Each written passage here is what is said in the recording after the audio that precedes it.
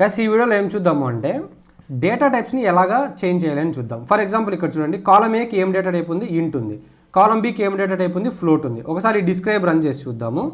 అంటే ఇక్కడ ఏ అనేది ఇక్కడ యాపిల్ బనానాగా మార్చా కదా, అది వస్తుందిలేండి. ఇక్కడ చూడండి, ఇక్కడ యాపిల్ ఉంది, బనానా ఉంది. అంటే ఇక్కడ ఇంట్ ఉంది, దీనికి ఫ్లోట్ ఉంది. ఇప్పుడు నా కాన్సెప్ట్ ఏమి అంటే ఇక్కడ నేను డేటా టైప్స్ని చేంజ్ చేయాలి, ఓకేనా. సో ఇప్పుడు నా రిక్వైర్మెంట్ ఏమి అంటే ఇంట్ ప్లేస్లో ఫ్లోట్ రావాలి, ఫ్లోట్ ప్లేస్లో ఇంట్ రావాలా. సో దీన్ని ఎలా చేస్తాము అంటే బాగా గుర్తుపెట్టుకోండి. మనకుండే లైన్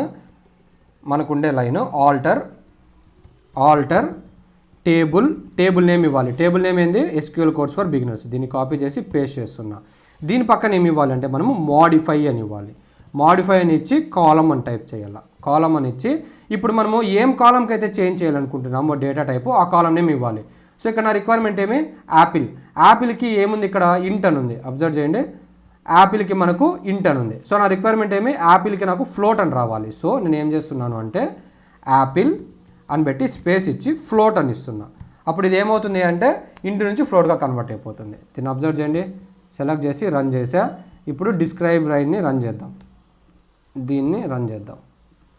సో ఇక్కడ అబ్జర్వ్ చేయండి గైస్, ఏమొచ్చింది, ఇంతకుముందు నాకు ఇంట్ అని ఉండే, ఇప్పుడు ఏమైంది, అది ఫ్లోట్ అని పడింది. సో అలానే ఇప్పుడు నాకు ఇక్కడ బనానాకు ఫ్లోట్ అని ఉంది కదా, నేను దీన్ని ఇంట్గా కన్వర్ట్ చేయాలి. సో ఏం చేయాలి, సేమ్ దీన్ని మొత్తం ఇలానే కాపీ చేసి పేస్ట్ చేస్తున్నా. ఇక్కడ కాలం నేమ్ ఏంది మనకు, బనానా. సో ఇక్కడ బనానా అని ఇస్తున్నా, ఓకేనా. అండ్ ఇక్కడ ఫ్లోట్ ఉంది కదా మనకు ఆల్రెడీ, దీన్ని ఇంటిగా మార్చాల కాబట్టి ఇంటిగా ఇస్తున్నా.